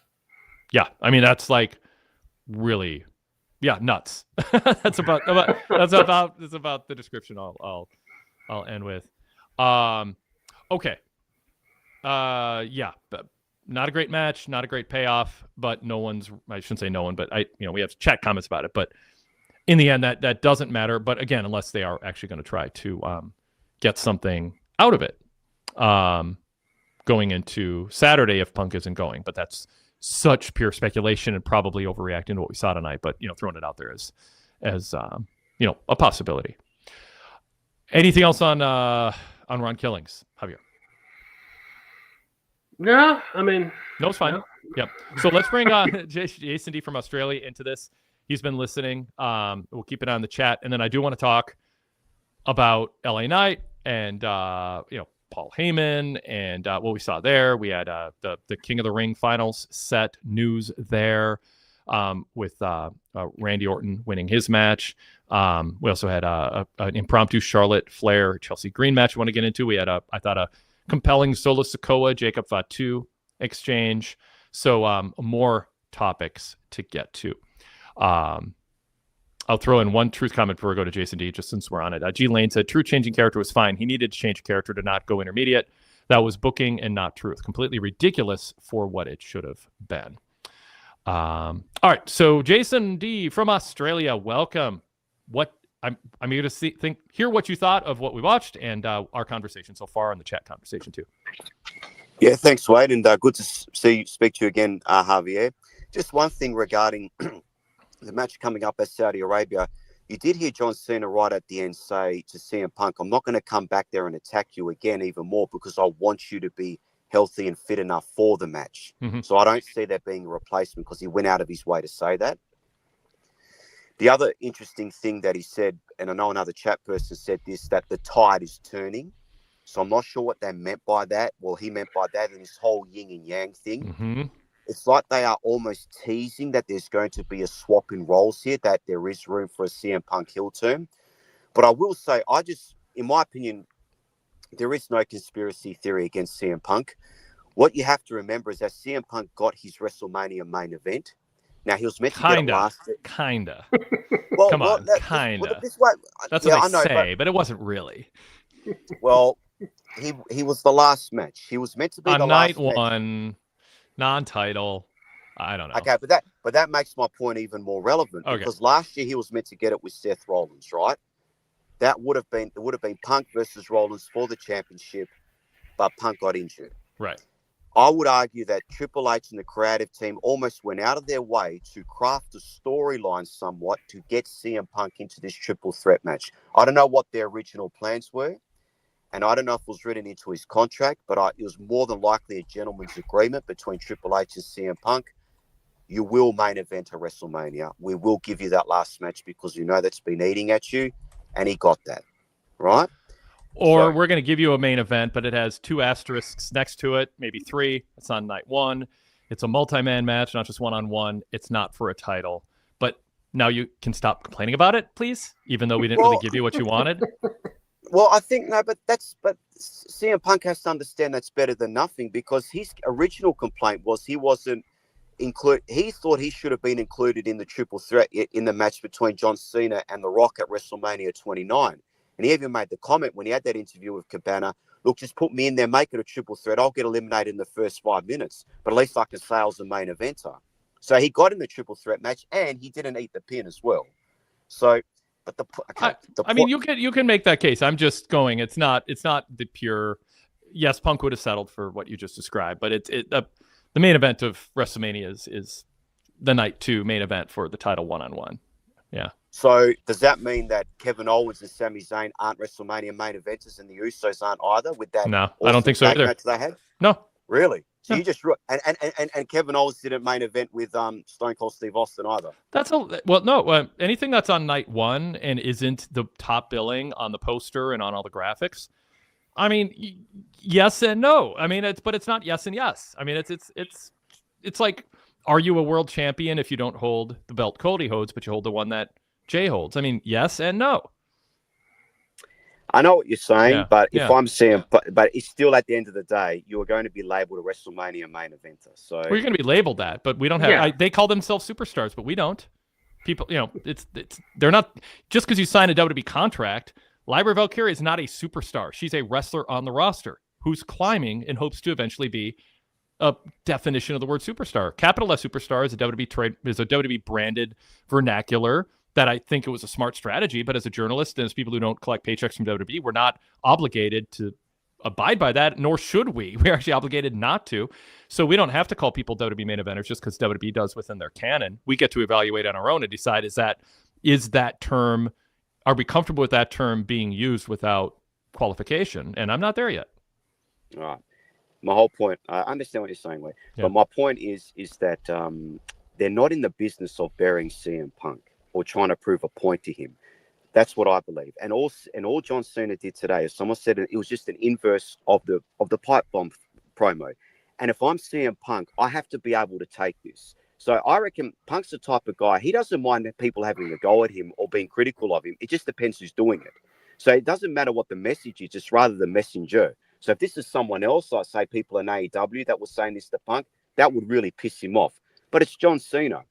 And Seth Rollins has said in an interview before, when you're up against John Cena in a promo battle, he will allow you to say whatever you want. Go for whatever. John Cena has to have the thickest skin and be the most secure out of all the main eventers that we've seen. Like you could say whatever you want against him because he has that much confidence in himself and his verbal ability that he'll be able to fire back. So you better be able to bring it because does he? Or is that an expired statement, Jason? Does he? What makes you think he expired. Can? Because I just think he's got that confidence in him. I just think you're allowed to say whatever you see you that want lately? against him. I don't see that lately. Yes. I saw Drew outdoing Punk. I see Punk looking rattled and stumbling and losing his way because when he got ousted from AEW for unprofessional conduct. His reputation is he's right, but he makes everyone resent him because of how he handles being right. He has a terrible reputation in a lot of circles. He's being called a psychopath on television as part of canon now. He stumbled through his promo last time he went back to back with Cena a handful of days ago. And he, I think, lost the battle with Drew McIntyre. Collectively, he had some good nights. Or are you talking about Cena or Punk? The chat just said you're talking about Cena. So no, I was talking about Cena. I'm talking about Cena has the thick skin. I missed that while I was looking at the chat. So I apply what I just said to Punk. You can tell me if you agree or disagree with that, and then let's revisit Cena because I want to do justice to your comment because I did miss it. No, I consider myself to be a Punk defender, even though I'm not like just this massive fan of his. Yeah, because I can see how he'd be a bit annoying, but I like the way he thinks about the business, like and the way he goes about it. Look, you can't.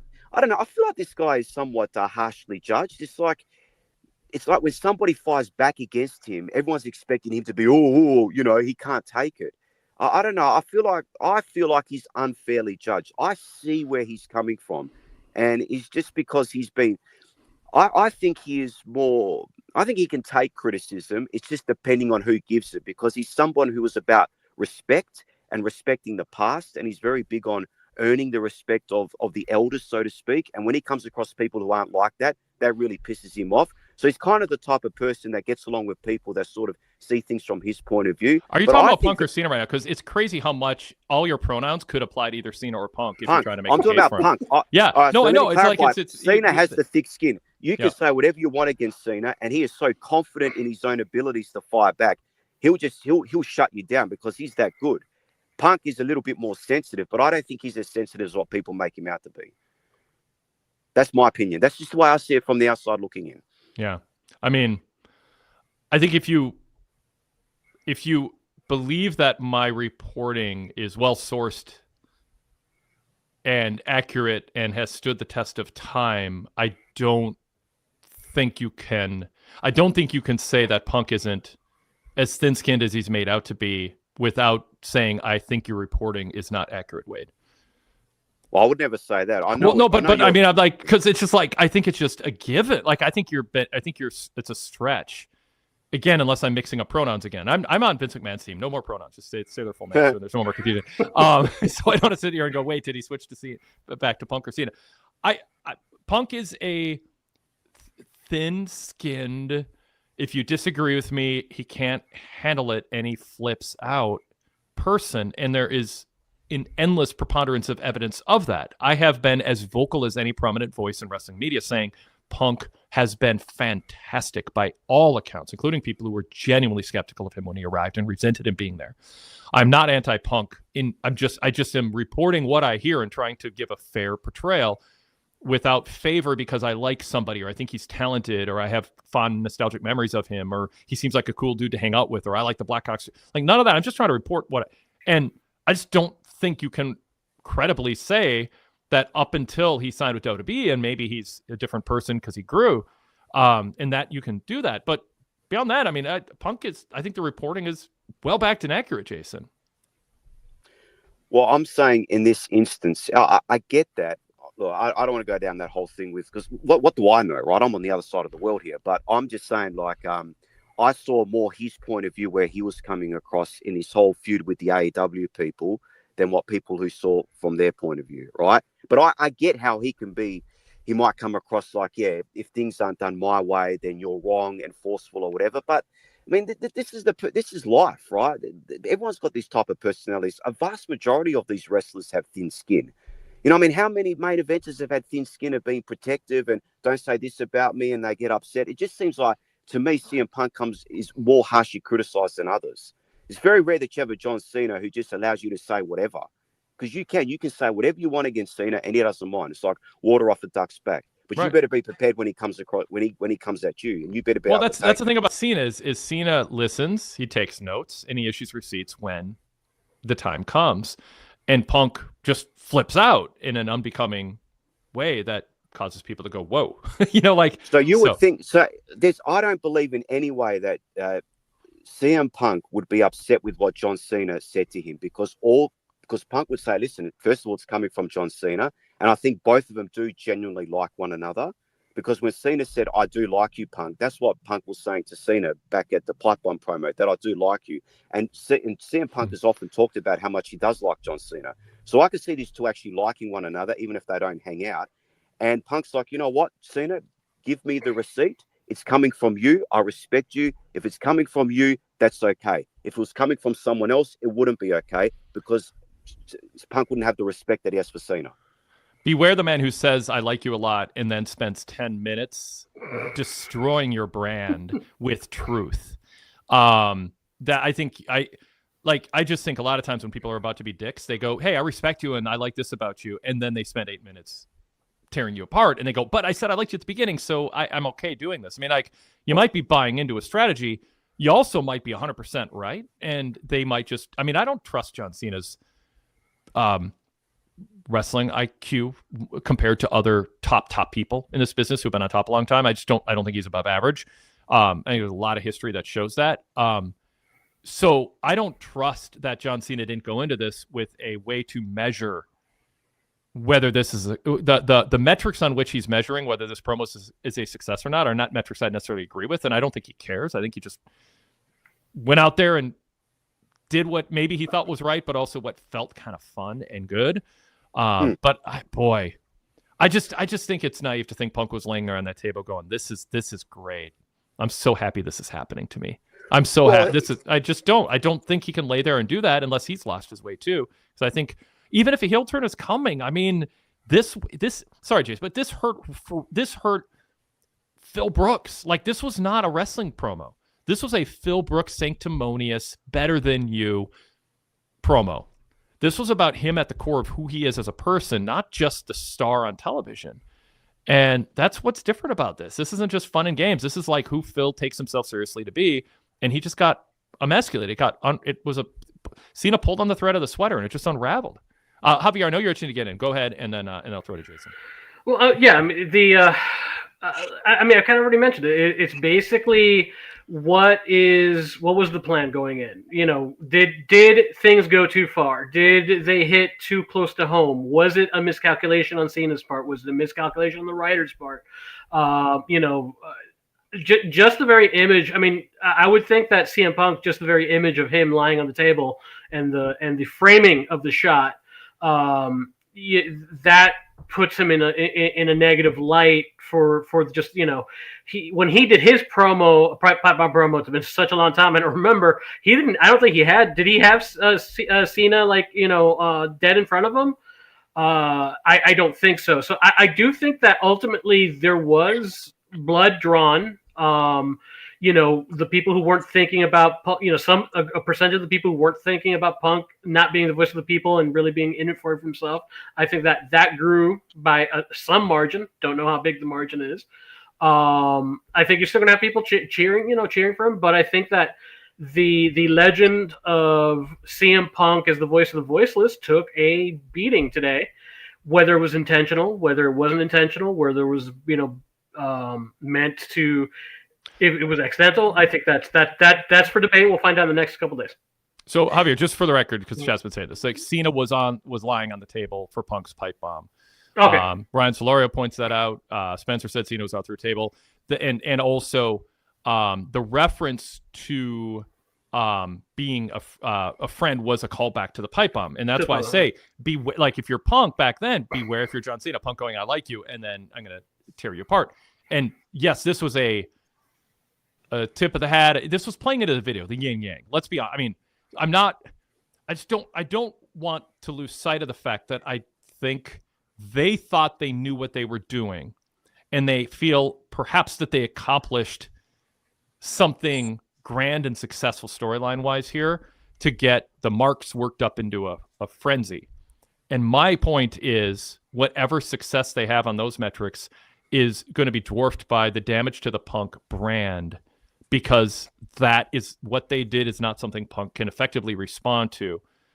And I think the chat comments are going to be representative, and the crowd response in Grand Rapids is representative of, wait a second, unless that was John Cena's babyface turn and Punk is going to lose clean and come back as a heel, I don't know how Punk as a babyface recovers from it, and how Cena doesn't undercut people booing him with something that so effectively emasculated Punk. So I don't know what they're up to, but I also don't think it's time to turn Punk heel. So even if that's their goal and it succeeds, I still think their motivation for doing it was, wouldn't it be fun if we did a yin yang? It's like the old, let's redo this, the Survivor Series Bret Hart, screw job. At some point, you outsmart yourself by trying to be super clever and do something to generate a buzz, and you lose sight of what you're there for. It should just be more straightforward. And so I think the video earlier in the show, the yin yang, was clearly inspired by, or it inspired what Cena did tonight with the what's the Javier, the inverted Batman or the inverted Superman, where it's Bizarro. Yeah, like this is a Bizarro pipe bomb promo. And so that's what they had in mind. I'm not like, of course the parallels are there, but is that an excuse and a framework, the cleverness and the buzz generating, for actual desire for revenge, or are they just naive to the damage that was done by doing what they did for the reasons they did it? That's what I'm putting out there, and that's what I think the majority in the chat are saying actually is the end result of this. And it's possible everyone involved is like, oh crap, we're getting exactly what we wanted out of it, but there's all these things that we didn't take into account, including the crowd chanting for Cena at the end, which I don't think was the goal, but maybe the devious part of John Cena wanted it to be the goal. Jason, back to you. Yeah, well, I mean, at the end of the go Javier. Yeah, because something that you had mentioned, what was the line, Jason, that you had, that you said he said the tide, I think is the tide is turning. When they were chanting for Cena, he said the tide is turning. So yes. What did he mean by that? That's what, yeah, because that's what I was talking about earlier when he was referring, that's what I think that he's saying, that, hey, I'm beginning to capture the fans that would be for you because the tide is turning, because people are seeing you for the hypocrite you are, and now they're beginning to shift to me. Like I said, basically becoming the babyface, but I'm not talking about babyface like white meat babyface, more like, he's still D-bag, but hey, he's our D-bag kind of babyface. The person you're cheering for, even though he's not doing good things. So that I think is what that kind of reference was for, to say, hey, this is the beginning of my journey back to babyface. It's just not going to be it's going to be a little bit more edgy babyface. Think Dr. Thugonomics kind of, not the corny rapping, but like the attitude that he had during that period when it was the Attitude Cena, Yeah. Because I mean, the ironic thing is that when Punk cut this promo against Cena 14 years ago, and he effectively turned babyface, he was a heel. I mean, wasn't he in charge of Nexus or something, or like was he still with them at the time? I think it was so not canon; it almost doesn't matter in the sense that it was just meant to be explosive. But yeah, but it was a pivot point into turning CM Punk babyface. This pipe, which sort of came out of nowhere, so. This could be a pivot point for. Look, I'm just saying that because the other thing that Punk can refer back to, when he did come back, he did say, "I'm here to make money. I'm not to make friends." Yep. So, if this is a point to turn him heel, I mean, but if they want to turn him babyface, the thing for Punk to say is, "Listen, I can't change. I can't help where I am scheduled to fight or where I'm scheduled to face for the championship. So I will fight wherever the company tells me to fight because I can't determine that." So there is a way for him to come back at this. And he can also say, listen, I'm fighting you for free, John Cena. I told you I'd fight you wherever. I can't help where I fight, but I can help how much money. Yeah. Jason, that plays against the idea that this is all part of a master plan to turn Punk heel and turn Cena babyface and have. Well, that's what I'm saying. That's what I'm saying. If they're going to keep Punk babyface, because you're thinking, how does he come back with this as a babyface? To me, there's a couple of things he can say. And he can also say, look, John Cena, it took you 14 years to get this receipt on me. Well done. It's obviously been eating away at you. I hadn't really thought much about that promo, but since you did, congratulations. I believe there are things that CM Punk can say to fight back as a babyface. I don't think he's completely buried, but clearly, for him to turn heel, they have laid the groundwork, and there's something that they can do with it. And I'll just reiterate. I think the core of why CM Punk is over is not a wrestling character. It's who people believe Phil Brooks is. And the hypocrisy of going to Saudi Arabia, unless he's turning heel, is not something Punk can rebut for two reasons. One, it's true, and two, he's not allowed to talk about it. It's bigger than pro wrestling. So that's my problem with them thinking, oh, we're going to yin-yang and get all the smart marks into a frenzy. There is no rebuttal for Punk that takes into account most of what Cena called Punk out for. So he took the money. He's going to Saudi Arabia. Yes, and it was a babyface framing. I'll fight you anywhere. Oops, did I say that? Oh, you're going to make me go to Saudi Arabia. Well, I'll go to hell to fight you. They're trying to mitigate. They were trying to mitigate the damage. And then we saw the fallout the last week or two on social media. And so if it was a double turn tonight, if that's the intent, it was an overreaction to social media calling Punk a hypocrite. I mean, they can get past Saudi Arabia and Punk can stay babyface. They just need to hold their breath and get through it. So if they're completely changing what their intent was based on social media hypocrisy accusations, which are technically true, or something Punk can't explain, I mean, okay, then that's what just happened, but I don't think they're blowing up their plans over social media. I just don't. But if they are, I think it's an overreaction.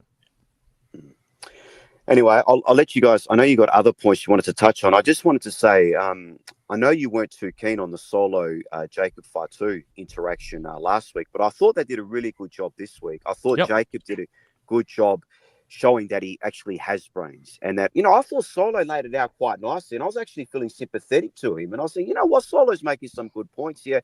He did bring him in. He did say, I love you. But when Jacob said, you only brought me back to use me for your own benefit, it showed that he's got brains and that he has a thought process to him, and he's just not all about going out there and being some type of wild animal, some wild nutcase, you know what I mean? So I thought they did a really good job there tying up that loose end. So I'll let you get back to it, discuss with the chat. But yeah, some good conversation and definitely very interesting. Thanks, Jason. I appreciate it. Glad you thanks. Called in. Hey, take it easy, Javier. See you, buddy. Good talking to you. So I do want, and got about 20 minutes before I got to sign off. What, Max, what do you think? What did you think of Solo and Jacob Fatu? I do think Solo was lost until the Jacob Fatu situation. I think Solo this week, but has been on the track. I think we talked about this on the Fix yesterday, has been back on a track of having a new framing, a new character. I think the Jacob Fatu dynamic with Solo not only has been good for Jacob Fatu and expanding his character's dimensions and layering, but I think it's been good for Solo. What do you think, Javier? Yeah, I mean, Solo had me at I love you, to be honest. I was thinking his like would it be soliloquy is the word, or his romancing of Jacob Fatu was like would have been right at home in Hallmark Channel if wrestling doesn't work out for him. And honestly, I was like, man, I don't know, this is going to convince Jacob, because he seemed very like he believed it himself. Until he went for the spike at the end. I've liked what they're doing with Solo. Particularly since Solo was like, he was the Beast before the Beast really came up with Jacob Fatu. They needed to change the character. Him pretending to be the tribal chief. I always knew that wasn't, because a lot of people were like, oh, he's not as good as Roman Reigns in the role. I'm like, wait, that's not the role he's playing. Ultimately, his role is he's the used car salesman. Mm-hmm. So and then that's kind of the role that he's been playing, and I think he's been really nailing it out of the park. My only complaint is that he almost seems a little bit too real in the role. That's making me like him. Yeah. I mean, I've been critical of Jacob Fatu. I like the charisma. I like, his body movement and his presence. But man, the dude has 5 catchphrases that he has to repeat every show, and sometimes more than once. Like half of his dialogue is a variation of, all gas no brakes, or you know what I mean, or like, or it's Tiffy time, which is weird. But no, I'm kidding.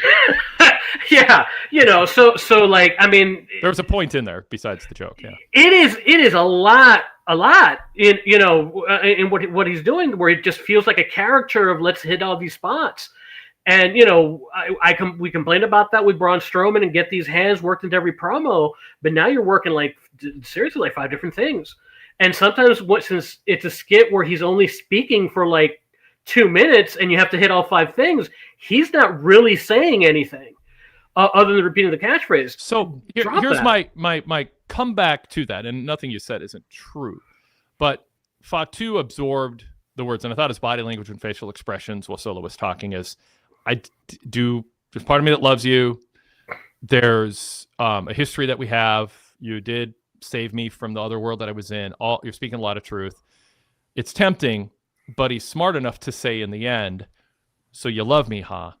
The way I see it is you've been using me to gain power and fight battles so that you could stay tribal chief. So in the end, he saw through Solo. And he said that. That wasn't a catchphrase. Did he go back to the catchphrases? Yes. Should he be a man of more words? I'm not so sure he should, but at least at the point that mattered most, he broke from the catchphrase. He didn't just fall into some like, oh, I didn't hear what you said. I'll gas no brakes, and he attacks him. Like, he goes, I see what you're doing, and I'm going to show everyone I know what you're doing. You brought me in because you thought I could help you become a champion. I could bring you gold. He said, look at me when I'm talking to you. Yeah, you're different. So, I mean, I like that. That wasn't the cliche. Oh no. This is more of a general complaint I have with him. This was a bigger skit that he was on. Yeah. So he had more, and I like that. I want to see a bigger percentage of that than what he's doing. Yeah, and I agree. That'd be good. That specific line, he ends that specific part of it. He says, because I love the fact that he says, "Is this what it's about?" And he brings up the thing. Goes, "Well, then fight me." All that was great, but then he finishes that with the stock line of like, "And you're going to find out that I'm all gas, no brakes." Yeah, that I think undercuts the moment. There is a time and place for that. And I thought that undercut just that moment. And it wouldn't be that big of a deal if it weren't like every freaking week. And I've had those thoughts. Yeah. So that's the thing. So I'm making a big deal about it because that it undercut what was like a really great moment, took away. It's still a good moment, but I think it detracted by it for dumb reasons. And then like my issue was more the stuff when he was in the back where it was basically, that was all he did was like hit everything else. So let's hit a few other points here. We can go back to any of this if we have time. Paul Heyman and LA Knight, I thought had a fun. They seemed to be energized working with each other. They seemed kind of psyched to interact. I thought it was some of LA Knight's better mic work. I thought Heyman helped make him feel comfortable. What'd you think of that opening promo? It feels like forever ago because it was almost 5 hours ago. But yeah, I mean, I still can't put my finger on LA Knight, and I was a backer of his. I didn't expect for him to last at the level he's been this long. I just don't. It's similar to the fact I would have thought that Cody would have been turned heel by the crowd a long time ago. I thought that the shelf life on those two things was going to be shorter.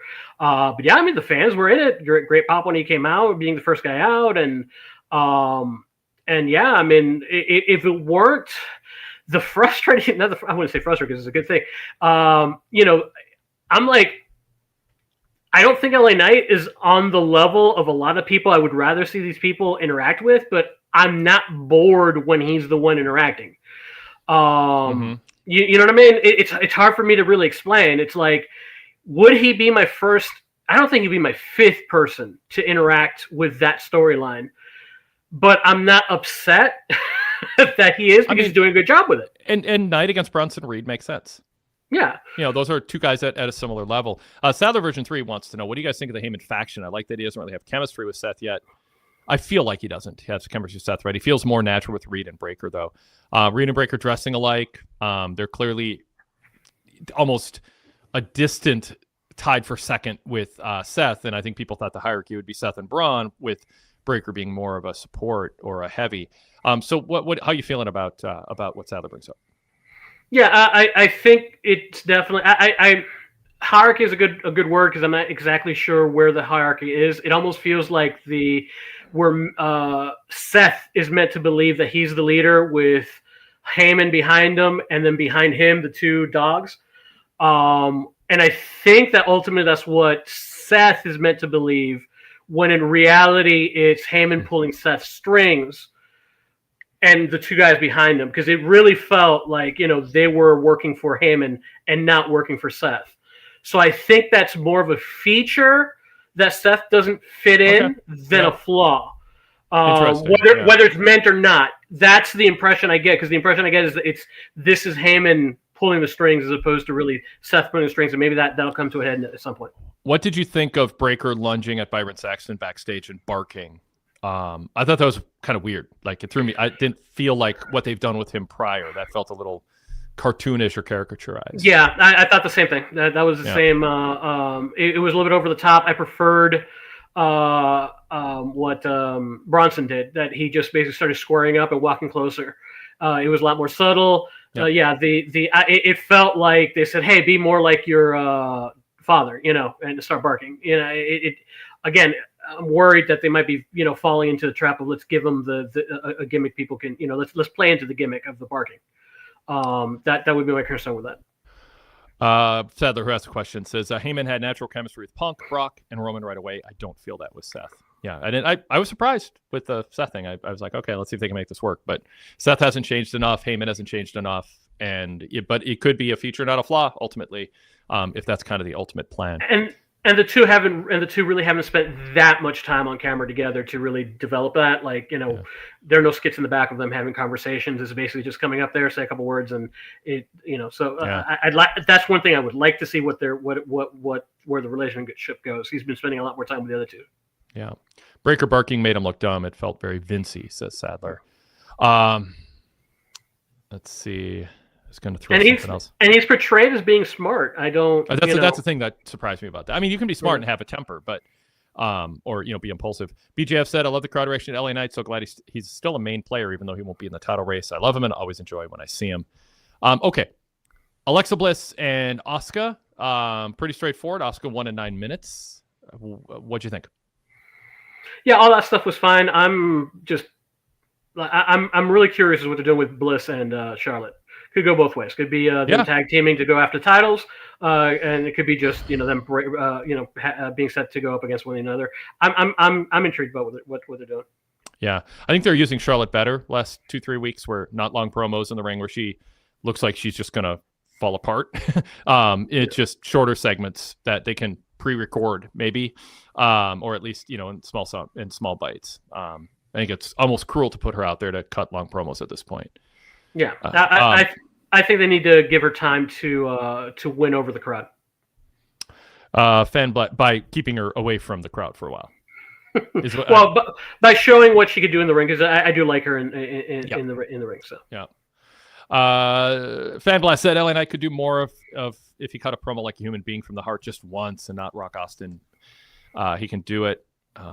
He did it with EC3 once in TNA. Yeah, I don't know. I totally get what Fanblast is saying, but there is something about you want to pick the spot to do it, and you don't want to break completely sort of the veneer of the persona. Yeah, I can see both sides of that. Yeah, and I understand that sometimes he leans a little bit too much into the Austin. I see less Rock, but more Austin than anything. But it's something he leans a little. Today I felt it. Today in this promo, I felt that he was leaning a little bit too much into Austin. Sadler version 3 said, I think Aussie Jason ended up being right in his prediction that they would use Alexa to make Charlotte more likable.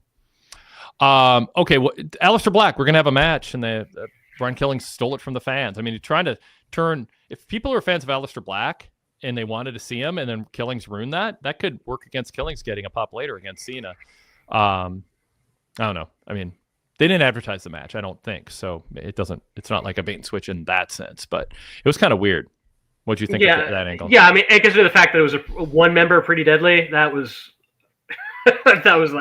Well, the other guy's out hurt, and they just wanted a placeholder who looked like he was going to lose Black. But the idea of having Killings just start attacking somebody who did nothing to him is not. I mean, I guess they're trying to establish his unhinged character, but then he stands in the ring and waits for the bell to ring for Cena. I don't know. Yeah, it just seemed like they just was throwing stuff at the wall. Stacey was stuck with truth. Well, I'm hoping things get more clarity in the next week or two. So then we had Cody come out, then Jay come out, then Sammy, then Orton. We could have led with that if it weren't for what happened in the last 10 minutes. 4 baby faces pairing off in the men's semifinals for King of the Ring. I thought it was a compelling segment, and that led into Randy and Sammy, with Randy getting the win over Sammy after Sammy, made his case that and Orton rebutted it, going, you guys have won world titles, I haven't. This is my chance. Obviously, they're telling a story of Sammy, snapping at some point in some form because he keeps coming up short, and this helped pave that path. What do you think, Javier? Yeah, I was actually surprised that it was that Orton won, and I thought Sammy was going to go to the finals and then lose there. Yep, I was leaning that way. Yep. Yeah. So, and he did the eye poke, Sammy. So he did a little bit of cheating. So hey, maybe Cross's influence is being felt. I'm gonna have to run into the fix because I can't stand for slander of my boy from Todd. Can you believe that Bob Orton Jr. at WrestleMania 1 is the same age as Randy is now? Randy looks so much younger. And then the punchline to that is, no, Randy's actually 10 years older than Bob Orton Jr. at WrestleMania 1. Although Randy is getting the muscular beer gut that Iron Sheik had. He's that svelte waistline. Remember Randy saying, "I can't wait till I'm retired because I want to eat carbs." And I think he's he's indulging along with just natural aging. If you don't change your diet, the empty calorie intake will catch up to you after a certain age, and seems to be happening to Randy. He just has a different body type, somewhere in between young Randy and his dad when he was 35, as opposed to Randy now at 45. Yeah, which is funny when the commentary says, "Hey, he's the biggest he's ever been." Yeah. But Randy's having fun. He's comfortable. Go for it, man. Yep. Do it as long as it makes you happy, man. Yep. And he's not embarrassing himself or anything like that. So yeah. It didn't feel like it was a ton about Cody. He just kind of kept getting interrupted. Cody was the biggest star in this company, and then a lot of other stuff happened, Rock and Punk and all that. It's like, when are they going to get back into the Cody business, and what shape will Cody be in when the dust clears and they want to go back to drawing with Cody as their centerpiece star, if that is still the plan? Or do they think, Cody's a bit of a flake, actually. He is a little bit weird or quirky in a way that Vince McMahon saw and we denied, or he overcame. And I don't know. I mean, Cody had a weird journey in AEW, and some of those same things are surfacing in less damaging ways, but management might be taking note too. So I'm just super curious where Cody is a year from now. I mean, I'll be honest, my biggest concern with Cody is his podcast, because I'm worried that he's going to say something in a way that people are going to take the wrong way and be upset about, and that's going to do damage to him. And why do you say that?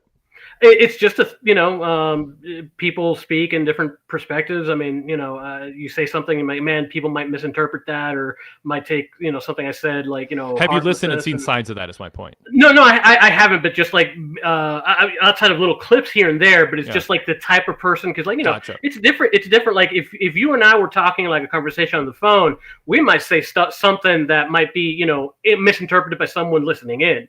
Yeah. And that is my concern with that, where he could be talking about like a certain storyline or a certain person, and maybe people say, "Oh, what you said was disrespectful," when he didn't mean it that way. That's what I'm saying. It just feels that's not a good idea for an active wrestler to have a podcast like that. There's room for unintentional damage. All right, Nia Jax and Tiffany exchange, and then Naomi coming out. What'd you think of that? My nightmare of the constant let's fake a cash-in every week is here. So I am not as against it as you and Todd and others. It is a formulaic thing. It's kind of stupid. I stipulate to all that, but crowds pop for it, and I think it's here to stay. I mean, I think the Royal Rumble is stupid. It's a stupid way to decide who should headline your biggest world title match of the year. There should be a count-out rule. It's farcical. 2/3 of it is a joke, sometimes with legends, sometimes with mid-card, but people love it. It draws money, and I'd have a count-out rule, but I wouldn't change much about it.